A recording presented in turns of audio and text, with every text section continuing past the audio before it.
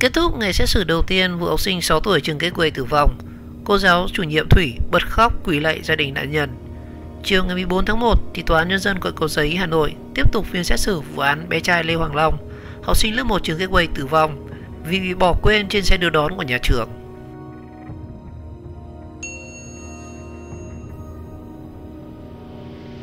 Mười 13 giờ 30 phút khi hội đồng xét xử xét hỏi về phần trách nhiệm của mình, giáo viên Thủy, tài xế Phiến, bà Quy đều cúi gằm mặt và không trả lời. 14 giờ thì luật sư bào chữa cho bị cáo Doãn Quý Phiến hỏi bị cáo Nguyễn Thị Bích Quy. Khi được luật sư hỏi về trách nhiệm của tài xế Phiến trong vụ việc thì bà Quy vẫn khẳng định không biết nhiệm vụ của tài xế Phiến. Bà chỉ biết đi theo xe đến điểm nhận học sinh, còn lại thì không biết gì vì mới đi làm được có 2 ngày. Luật sư quay sang hỏi ông Lê Đoàn, phó giám đốc công ty Ngân Hà, là đơn vị thuê bà Quy làm monitor và đưa đón học sinh, về nhiệm vụ của tài xế Phiến là gì. Thì ông Đoàn nói việc này có đầy đủ trong hợp đồng lao động giữa công ty và ông Phiến. 14 giờ 15 phút thì luật sư bào chữa cho bị cáo Thủy xét hỏi bị cáo Thủy. Trả lời câu hỏi của luật sư, bị cáo Thủy cho rằng từ khi bị triệu tập lên thì bản thân đã thành khẩn khai báo và cố khắc phục hậu quả. Bị cáo này khai làm việc tại trường Gateway từ năm 2015 và có ký hợp đồng với trường này. Năm học 2019 đến 2020 thì bị cáo Thủy được phân công làm giáo viên chủ nhiệm lớp 1 Tokyo. Lớp này thì có 17 học sinh. Và đầu năm học mới thì bị cáo có được nhà trường tập huấn về sổ tay giáo viên. Trong đó thì quy định rõ chức năng nhiệm vụ của giáo viên chủ nhiệm về việc điểm danh học sinh. Nữ giáo viên khai không nhớ phần mềm quản lý trường học Sycamore được vận hành vào thời gian nào. Và trong phần mềm điểm danh Sycamore, giáo viên chủ nhiệm sẽ tích vào bảng điểm danh về việc học sinh nghỉ học hay là đi học. Về việc học sinh nghỉ học trong phần mềm Sycamore, do hôm tập huấn bị cáo không đi nên không nắm rõ. Và đến ngày 6 tháng 8 năm 2019, tức là ngày xảy ra vụ việc ở trên, thì mới biết trong cột học sinh vắng mặt có 2 cột là vắng mặt có lý do và vắng mặt không có lý do. Về cuốn sổ tay giáo viên 2018-2019, giáo viên Thủy có ký cam kết còn năm học 2019 đến năm học 2020 thì chưa được ký vào cam kết sổ tay giáo viên. Vào ngày 6 tháng 8 năm 2019, đến khoảng 8 giờ thì nữ giáo viên Thủy có điểm danh và thấy thiếu học sinh Lê Hoàng Long. Do hôm đấy thì sau khi điểm danh xong có giờ dạy và bận rất nhiều việc nên giáo viên này đã không điền chỉ số thực là thiếu học sinh Long lên bảng. Nữ giáo viên khẳng định theo quy định thì học sinh nghỉ học không phép giáo viên chủ nhiệm phải liên hệ với gia đình. Nhưng vào ngày 6 tháng 8 thì Thủy đã không làm việc này. Và lý giải về điều này thì bị cáo khai do ngày 6 tháng 8 là ngày thứ hai có nhiều việc nên đã không thông báo cho gia đình nam sinh Lê Hoàng Long. 15 giờ 30 phút thì trả lời câu hỏi của hội đồng xét xử thì bị cáo Phiến cho hay ông đi làm được ngày thứ hai thì xảy ra vụ việc. Bị cáo và công ty Ngân Hà đã có ký hợp đồng thỏa thuận và trong hợp đồng thỏa thuận là chỉ lái xe đến các điểm theo cung đường để cho bà Quy đón học sinh và chiều lại đến trường để đón các học sinh về. Và theo lịch trình thì hàng ngày ông sẽ phải đưa đón khoảng 13 học sinh. Trách nhiệm của tôi là lái xe an toàn và đưa các học sinh đi đến nơi về đến chốn và đảm bảo an toàn về tính mạng ở trên xe, bị cáo Phiến nói. 15 giờ 40 phút, hội đồng xét xử công chiếu dữ liệu hình ảnh camera ghi lại vụ việc trước khi cháu Long tử vong. Và sau khi công chiếu đoạn video trên, thì hội đồng xét xử hỏi bị cáo Quy vì sao trong đoạn video này bà không hề kiểm tra xe sau khi các cháu đã xuống xe mà bị cáo lại bảo là có. Bà Quy không trả lời được. 15 giờ 50 phút thì hội đồng xét xử nghỉ giải lao 5 phút. 16 giờ 00 thì tòa kết thúc phần xét hỏi chuyển sang phần tranh luận. Đại diện viện kiểm sát đọc bản luận tội. 16 giờ 45 phút thì đại diện viện kiểm sát đề nghị phải xử lý nghiêm đối với các bị cáo. Tuy nhiên thì tại phiên tòa các bị cáo cũng rất thành khẩn khai báo nên được xem là tình tiết để giảm nhẹ.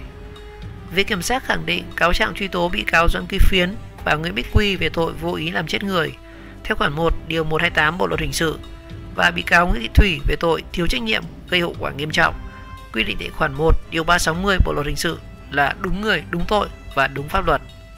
Và từ những căn cứ trên thì viện kiểm sát cho rằng cần cách ly các bị cáo khỏi đời sống xã hội một thời gian. Và theo đó thì bị cáo Nguyễn Bích Quy từ 20 đến 24 tháng tù về tội vô ý làm chết người. Bị cáo Doãn Quý Phiến từ 15 đến 18 tháng tù. Bị cáo Nguyễn Thị Thủy bị đề nghị 12 đến 15 tháng tù. Bị cáo Thủy ngoài ra còn bị đề nghị cấm đảm đương chức vụ 1 năm. 17 giờ 45 phút thì có luật sư bảo chữa cho các bị cáo và các luật sư bảo vệ quyền lợi và lợi ích hợp pháp cho gia đình các nạn nhân tiến hành phần tranh luận. 18:05 thì đại diện trường Gateway bật khóc tại tòa và đề nghị hội đồng xét xử xem xét giảm nhẹ hình phạt cho bị cáo Thủy. 18:30, bố cháu bé là Lê Hoàng Long cũng bật khóc sau khi phần bào chữa của các luật sư. Gia đình anh cho hay con trai anh là niềm vui, niềm hạnh phúc lớn lao nhất của họ. Lời luận tội của viện kiểm sát đã nói lên một phần tâm trạng của chúng tôi, nhưng về mức án của các bị cáo thì tôi thấy chưa hợp lý. Hai bị cáo đều đổ lỗi cho nhau. Tôi yêu cầu hội đồng xét xử áp dụng mức phạt cao nhất để cảnh tỉnh những người đưa đón học sinh nhỏ tuổi. Về bị cáo Thủy thì gia đình tôi mong tòa xem xét giảm nhẹ hình phạt cho bị cáo này. Về trách nhiệm dân sự thì tôi vẫn giữ nguyên quan điểm như tôi đã nói, anh Sơn nói. 19:40 thì phiên tòa vẫn tiếp tục diễn ra. Đại diện viện kiểm sát quận Cầu Giấy tiếp tục đối đáp lại ý kiến của các luật sư. Và đến 20:10 thì hội đồng xét xử tuyên bố kết thúc phần tranh luận, chuyển sang phần nghị án. Và nói lời sau cùng, bị cáo Quy nói rằng tôi chả biết nói gì. Bị cáo Phiến nói rất buồn, xin chia buồn cùng với gia đình và sự việc không ai mong muốn, và mong hội đồng xét xử giảm nhẹ hình phạt để chúng tôi về với gia đình. Bị cáo Thủy bật khóc quỳ lạy gia đình nạn nhân. Phiên tòa kết thúc đến 9 giờ sáng ngày 15 tháng 1 thì tòa sẽ chính thức tuyên án.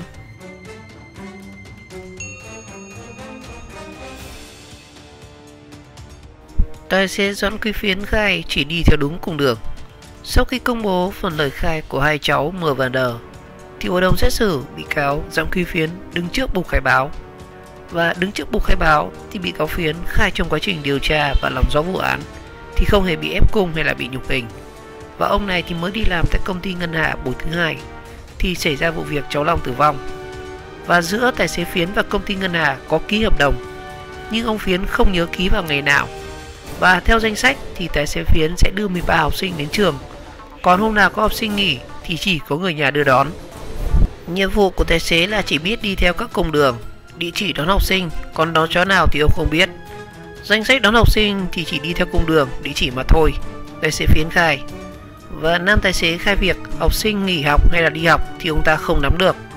Vào ngày 6 tháng 8 thì tài xế Phiến lái xe 16 chỗ đến trường Gateway đón bà Quy, rồi đi thẳng ra số 54 Nguyễn Chí Thanh đón tiếp học sinh. Sau đó thì xe này sẽ dừng ở điểm 91 Nguyễn Chí Thanh, rồi tới điểm 12 Nguyên Hồng và tới điểm là 49 Huỳnh Thúc Kháng. Sau đó thì tài xế Phiến mới điều khiển chiếc xe về số 1 Trung Nghiên đón cháu Lê Hoàng Long. Chiếc xe này sau đó sẽ đi ra điểm 80 Trung Kính, rồi đón thêm một tốp học sinh rồi mới về trường Gateway. Và thời điểm đón cháu Long thì là khoảng 7 giờ kém ngày 6 tháng 8. Và lúc cháu Long lên xe thì nam tài xế vẫn ngồi ở trên xe và chỉ có bị cáo Quy đi xuống. Lúc này thì tài xế Phiến không để ý việc cháu Long có ai đưa từ nhà trên xuống xe hay không, và bị cáo Phiến khai rằng không biết việc cháu Long lên xe ngồi ở vị trí nào. Và đến hơn 7 giờ thì chiếc xe ô tô đến trường, và khi đến trường Gateway thì tài xế Phiến dừng xe. Bị cáo Quy mở cửa đưa các cháu xuống xe. Thời điểm này thì bị cáo chỉ ngồi trên xe và nhìn qua gương. Bị cáo chỉ ngồi trên xe chứ không xuống xe, tài xế Phiến khai trước tòa. Và khi bị cáo Quy đã đóng cửa xe thì tài xế Phiến đánh xe về bãi đỗ của ký túc xá Học viện Báo chí và Tuyên truyền. Lúc xuống xe thì nam tài xế không kiểm tra trên xe về việc học sinh có quên đồ hay không. Bị cáo khai rằng thành ghế trong xe rất cao nên tài xế không thể bao quát hết được các học sinh ở trong xe. Bị cáo rất ít khi quan sát gương chiếu hậu trong xe, mà chỉ nhìn gương chiếu hậu ở bên ngoài, ở bên trái và bên phải. Gương chiếu hậu trong xe chỉ nhìn thấy một cửa hậu mà thôi. Và ở vị trí ghế lái, học sinh ngồi ở hàng ghế thứ tư thì tài xế sẽ không nhìn thấy. Bị cáo Phiến khai không nhớ thời điểm đón các học sinh, rèm cửa đóng hay là mở. Và trong khoảng thời gian về nhà thì bị cáo không đi đâu và làm gì. Và đến hơn 15 giờ thì bị cáo tiếp tục đánh xe ra trường Gateway đón các học sinh về nhà. Xe của bị cáo Phiến chỉ do một mình bị cáo lái. Xe thì có 2 chìa khóa và bị cáo cầm cả 2 chìa. Và khi lên xe để đi đón các học sinh thì bị cáo không kiểm tra lại xe. Thời điểm mới lên xe thì sau gần 1 ngày để xe ở ngoài, nhiệt độ trên xe rất nóng. Và sàn xe bị cáo đỗ là sàn bê tông và không có mái chè. Và đến khoảng hơn 16 giờ thì bị cáo điều khiển xe đến trường Gateway. Và khi tới trường thì bị cáo Quy đã đứng ở cổng trường để chờ. Và khi dừng xe thì bị cáo Quy là người mở cửa cho các học sinh lên xe. Bị cáo Phiến khai không biết ai là người đầu tiên phát hiện ra cháu Lê Hoàng Long. Cháu Long nằm ở ngay sau ghế lái. Và khi phát hiện cháu Long thì có nam thanh niên bế cháu vào trong trường. Và vị trí nằm của cháu Long đầu quay ra hướng cửa lên xuống và chân trong thành xe, tư thế nằm ngửa. Và lúc mới mở cửa xe thì tài xế Phiến không phát hiện trên xe có mùi hay là xáo trộn gì cả. Lúc đi học thì cháu Long hoàn toàn bình thường. Đứng trước bục dành cho những người tham gia tố tụng thì bà Dung là người đưa đón Lâm Sinh Lê Hoàng Long ra xe đưa đón khai rằng vào sáng ngày 6 tháng 8 thì khi bà này lên nhà thấy cháu Long đang ngồi chơi với những đứa cháu khác. Sau đó thì bà thông báo về việc cháu Long đi học. Lúc này cháu Long báo đi dép màu đỏ đến trường. Và khi đưa cháu Long xuống đến sảnh thì đã đẩy xe đưa đón loại 16 chỗ đỗ ở đây. Thời điểm đưa cháu Long đi học thì bà Dung có nhìn thấy cô giáo đưa cháu lên xe. Và lúc đi học thì cháu Long mặc áo đỏ, dép đỏ, quần sóc màu tím than và ba lô màu đỏ. Và lúc đi học thì cháu Long hoàn toàn bình thường. Nữ giáo viên Hảo tại trường Gateway khai bản thân là người giám sát việc những người đưa đón học sinh ghi chép vào sổ nhật ký.